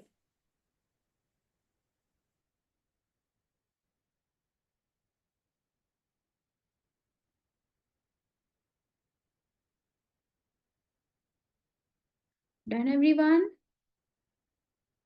So exam tip, the debit notes are to record the purchase return. Who is issuing the debit note? The purchaser. Okay, so he has purchased the goods and he want to return the goods. So debit note to record the purchase return and it is issued by the buyer, and credit note to record the sales return. Supplier has sold the goods, so he is preparing the your credit note to record the sales return. It is issued by the seller. Okay. Which of the following documents should accompany a return of goods to the supplier? This particular question I have seen so many Debit note. times. Debit note. Okay, debit note will accompany the return of goods to the supplier. Yes. All right. So next topic is your books of prime entry. See, from the source document, we will create a journal entry in the books of prime entry. That is first time where you will record the transaction. You got a receipt, you got a debit note, you got an invoice. What you will do? You will record it somewhere, na? You will do the entry, na? So the entry which you are doing, it is in the books of prime entry. Okay. There are 7 books of prime entry. Okay, we'll learn about each and every book of prime entry in detail now. Books of prime entry are the books in which the first initial entry is made in the books of accounts. These books are required so the entries in the ledger reduce. So we don't have to record everything in the ledger accounts. That's why we have to record something in the books of prime entry, and then we will take the total to the ledger accounts. Okay? Are we clear? Yes, ma'am. There are 7 books of prime entry. First book of prime entry to record the sales book, to record the credit sales, to record the credit sales. Next is purchase day book to record the credit purchases, all the credit purchases. Sales return day book to record the sales return for the goods sold on credit, not cash. Nothing is for cash. For this purchase return day book, purchase returns for goods sold or goods purchased. It is purchased on credit. Okay? Goods purchased on credit. So, first 4 books will only record the credit transactions. And all the cash transaction, cash sales, cash purchase, cash return, purchase return will be entered in the cash book. All cash in bank transaction. Are we clear? Yes, Next ma'am. is your Yes, petty ma'am. cash book. Petty cash book, it will record all the small cash transactions. Small like purchase of newspaper, purchasing tea for the staff, purchasing breakfast for the staff. Small expenses will be recorded in the petty cash book. Okay, very small cash expenses. Yes, Hussein.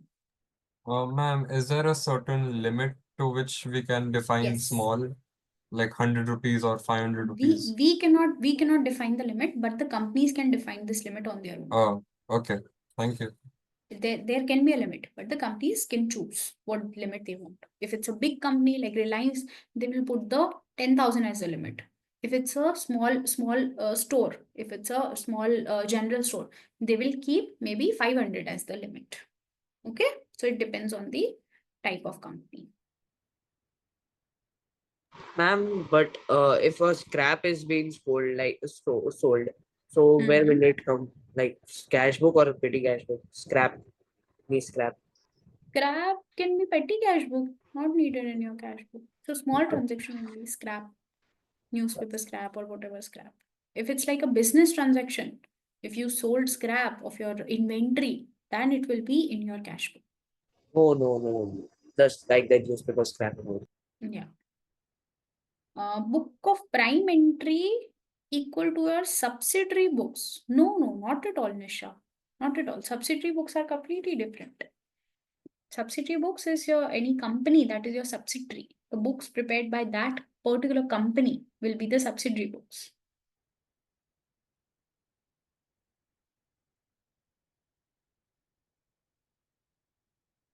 Okay, are we clear? Yes, ma'am.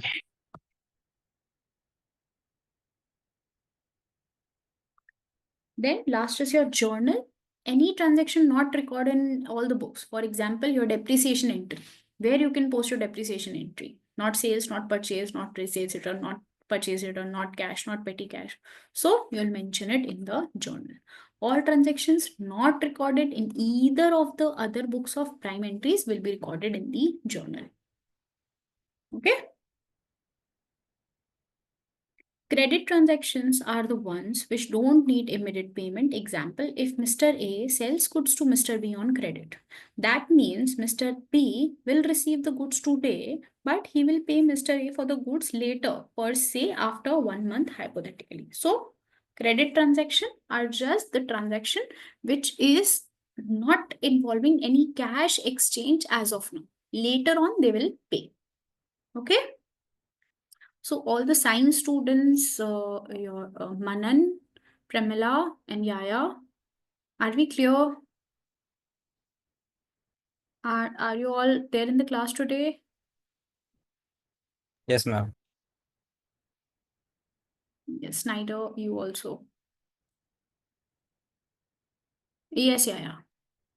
Ma'am, what's the difference between sales daybook and sales return daybook? The first and the third. Sales is your credit sales, if you are selling something. And if someone is returning the goods to us, that is your sales return. So the first one is like you're getting cash. No, not cash, credit.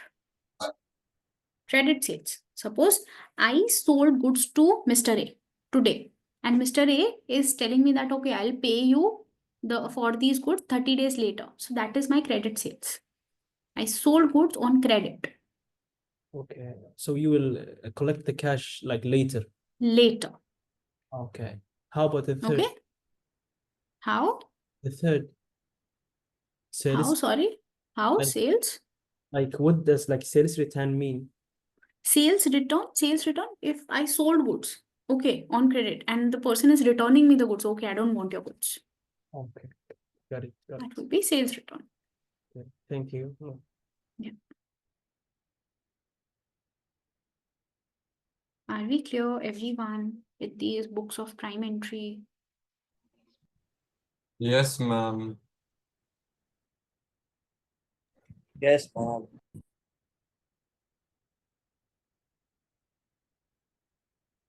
All right.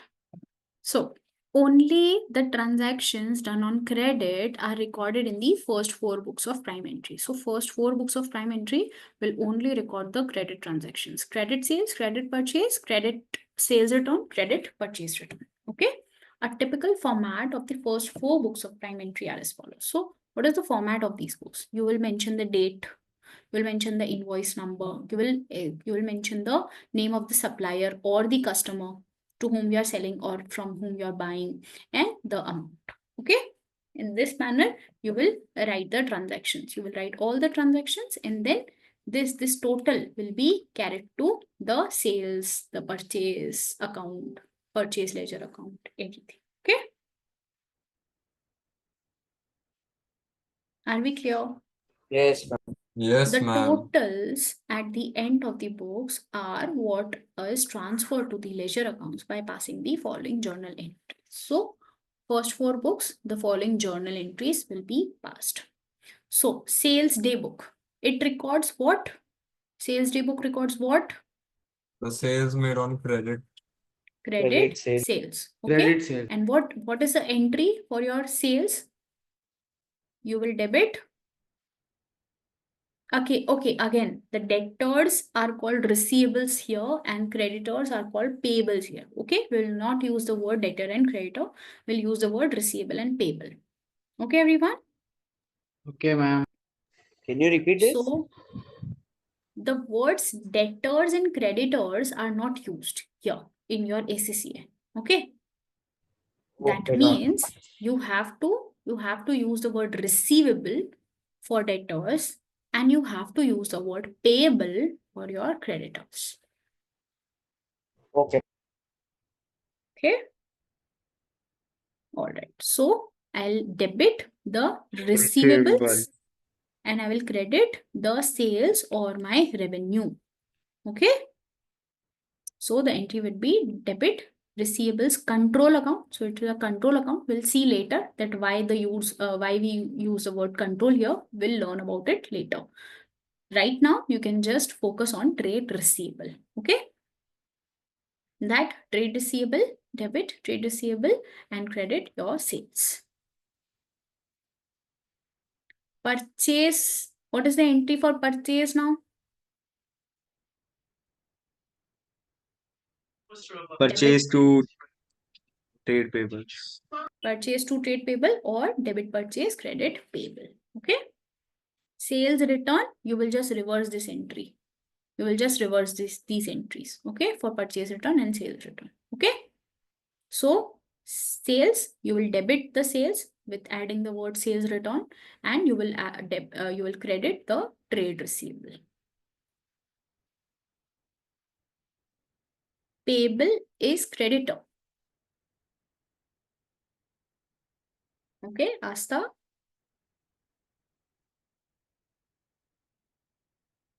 Yes, ma'am.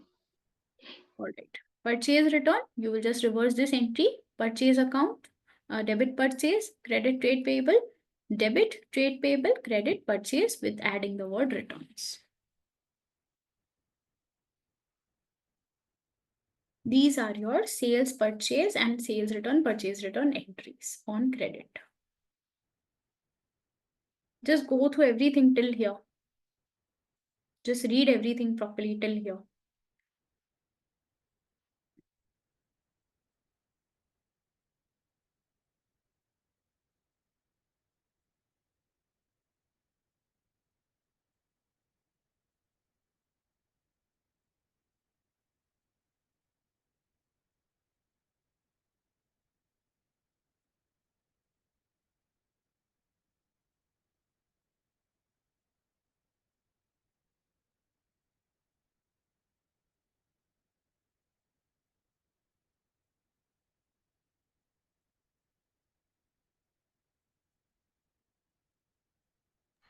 Excuse me, ma'am. Yes.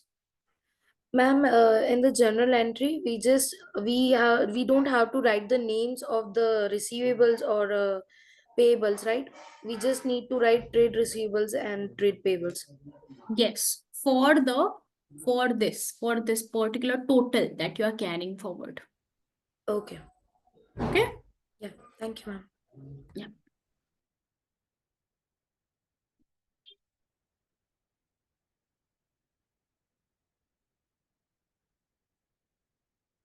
Done, everyone? Any doubt?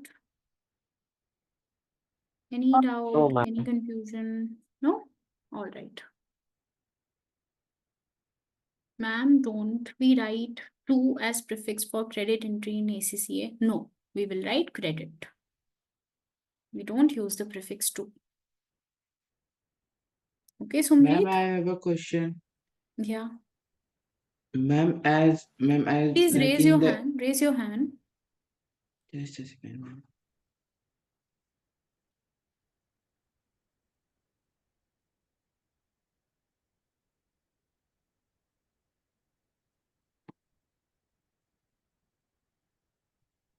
And now can I?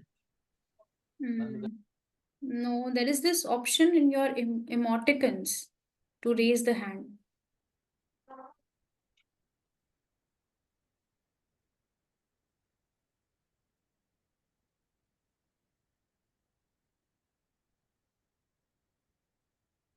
Yes, Sanskar. Ma'am, like we are writing entry. Ma'am, after each entry, like we write na being cash paid to this and that. So Yeah. we Narration. don't write in this. Narration we write, but we don't use the word being. We just write.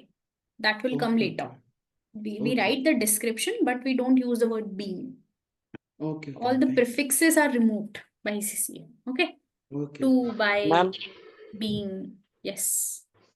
ma'am, in this, like we write originally we write the party names in credit transactions, right? But in ACCA we have to write, or we have to write this trade receivables. See. What I told you. I'll take this example only to remove this confusion here itself. Okay. Now, if it's a supplier's book, that is your purchase book. Okay. Yes. Purchase day book. Okay. So you'll write the date, maybe 1 Jan, you'll write the invoice number, you will write the name of supplier, that is supplier X. Okay. And the amount, that is 100. Then on 2nd Jan, you will again write the invoice number, you will write the supplier's name, that is Y, and you will write the amount as 200. Okay. Then on 3rd Jan, you will again write the invoice number, that is the supplier Z, and then there is this amount of 300. Okay. What is the total? 600. Okay. So if we are transferring this total to your purchase day book, to your purchase ledger control account or your payable ledger control account. Okay. So what we'll write for the payable ledger control account? What entry you'll make? Debit purchases and credit payable account. Okay. So you will write purchases here. You'll write purchases here. Yes, you will write the purchases here as 600. Yes. This is payable ledger control account. And you will also prepare X, Y, Z account separately. Okay, these are also your payable. You will debit purchase 100. You will debit purchase 200. You will credit purchase 300 here. Okay. This also you have to prepare, and this the control account, that is the comprehensive account of all the payables. That is also you have to prepare. You have to prepare two. Okay. Now the confusion is clear to you all. Yes, ma'am. Yeah, but ma'am, like in the purchase day book journal, specifically journal, we have to write trade payables or the Mr. X or Mr. Y's name? Mr. X, Mr. Y. Okay. Yes, Sanskar. Ma'am, can you please give one example of like general entry? Like by amount, like as you explained na, in the ledger accounts by amount. Please, can you do this all one example in general entry, please? Didn't get you. So I'll just for example, this 1st January, I have to make Yes, the ma'am. entry. So I'll Yes. debit purchases and I will credit the trade payable, that is X, with 100.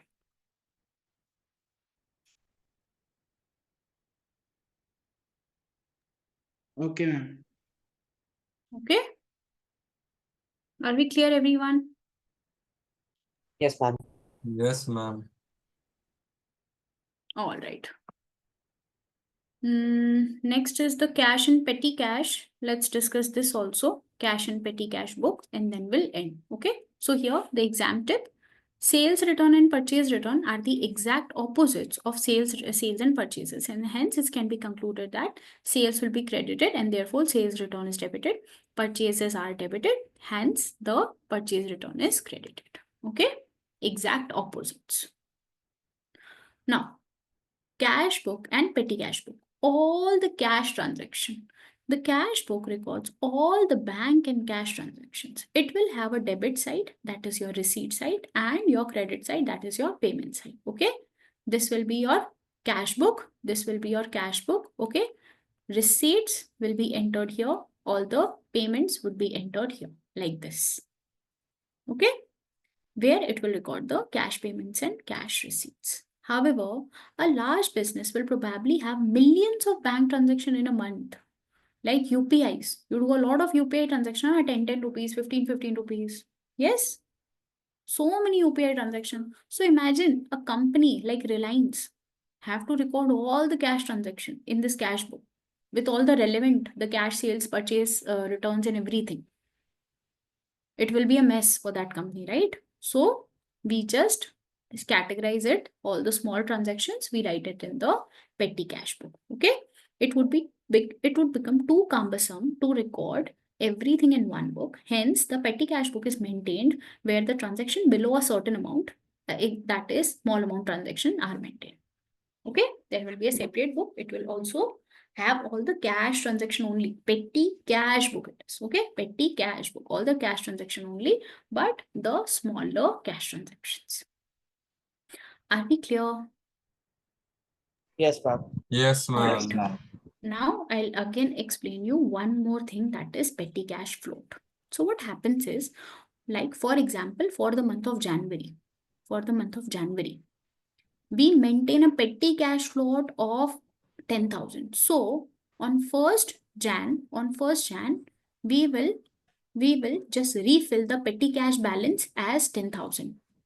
We will transfer the petty cash from the bank account. So our bank account will be credited because the money is coming out of the bank, and the petty cash would be debited because now the petty cashier, a person who is assigned to maintain all the petty cash things, will be given the 10,000.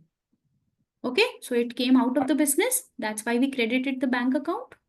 The money came out of the business and we handed that money over to the petty cashier on 1st January. So that he will do all the small transaction for 100 or 150 or all the small transactions. Okay. And at the end, there will be balance. For example, at the end, we are left with 8,500 on 31st Jan. Okay. Okay. So again, on 1st of February, we will again refill it with 1,500 so that we are back with our float of 10,000. So petty cash float, we are maintaining. Petty cash float is an amount decided that we have to maintain at the beginning of every month. And then all the small transactions are done. And whatever amount is remaining, we will add the remaining amount to bring it back to the petty cash float. Okay? Are we clear? Yes, ma'am. This is called as the impressed system of recording. Petty cash vouchers are the supporting documents for the same. So whenever the petty cashier is paying for these small transactions, so he will issue the petty cash vouchers. He will issue the petty cash vouchers for all the transactions. Okay? Which are used to issue any payments from the allotted amount of petty cash float, which is the maximum amount of petty cash allowed to use per month. This is the 10,000 is the maximum amount of petty cash to be used per month.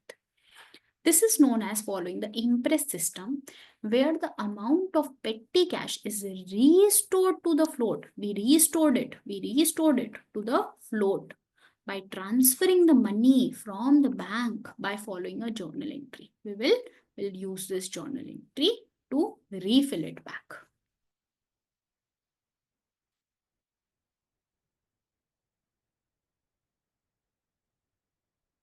No, petty cash float is 10,000. It is the amount we are refilling. We are adding to refill this petty cash float. Petty cash float is fixed, 10,000. And refilling it is called the impress system. Yes, Soumya. But what if it exceeds the amount like 10,000? So it will be negative. It would be negative. If it exceeds, then it would be negative, negative 2,000 maybe. Then you will have to refill for 12,000. So that it will be 10,000. So like Jan May 12,000 expense था, and then Feb May it was around so Feb May it will refilled in 10 or like 12,000. 10. Okay. Until and unless the petty cash is changed, we'll refill the same. We'll refill to the same petty cash float. Okay, ma'am. This is the impress system to refill the petty cash float balance is impress system. Yes, Hussein. So ma'am, let's say for example, the 10,000 is the petty cash float, and if during the month there was a expenditure of 25,000 rupees, so there'll be negative 15,000 balance. So by 1st February again, the petty cash float should be 10,000 rupees, right? Yes. Okay, So ma'am. we'll Thank you. first make that negative proper, and then we'll reissue 10,000.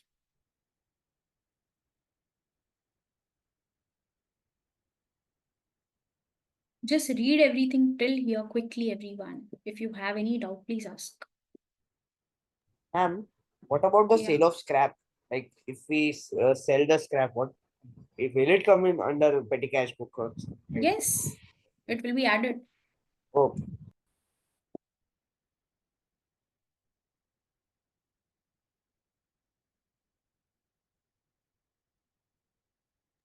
Ma'am, on the 1st Feb, when you're transferring back the supposing 1,500 amount, so that time the company will transfer that into the petty cash amount, like the bank account, and that's how it gets. From the bank account to the petty cashier. Petty Okay. cashier is a person. We'll allocate this. Take this 10,000. Okay, you just have 8,500 less. Take 1,500 back. We'll withdraw it from my bank account. Give it to that petty cashier. Okay, ma'am. Consider it as a person. That's all.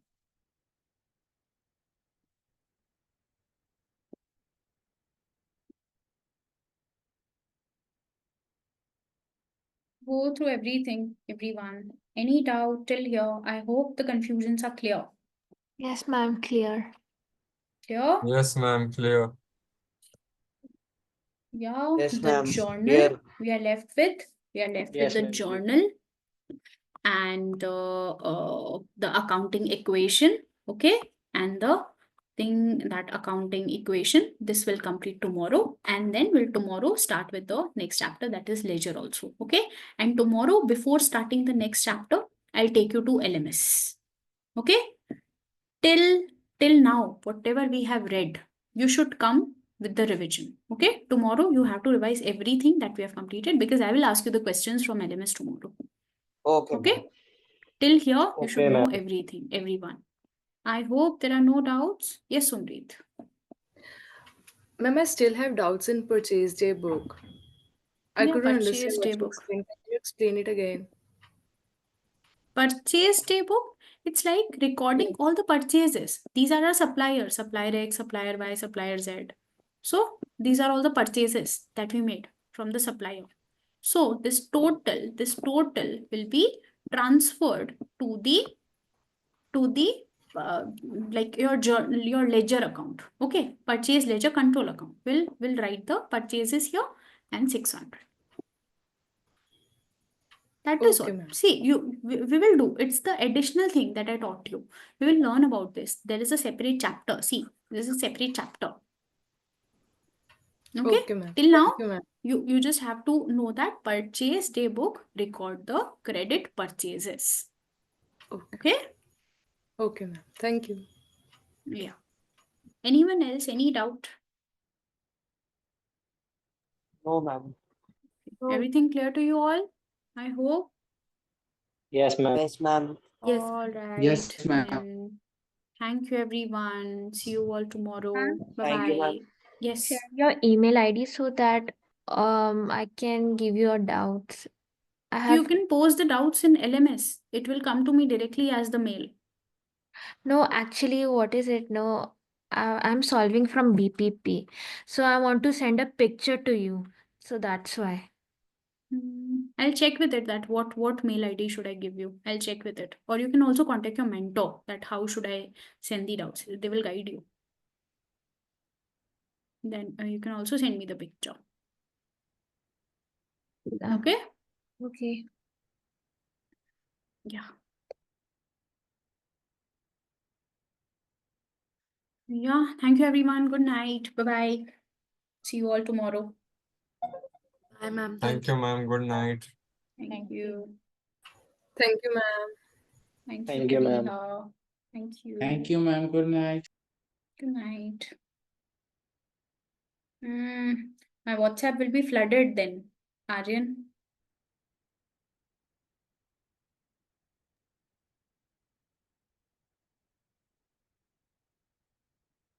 You can send me doubts on LMS, preferable. Okay? Okay, Aryan? Okay, ma'am. Yes, ma'am. Can you tell tomorrow? Can you let me know for tomorrow that you can share an email or not? So, you know. Yeah, okay. I will do that. Thank you, ma'am. All right. Thank you, ma'am. Bye, ma'am. Thank you. Bye-bye.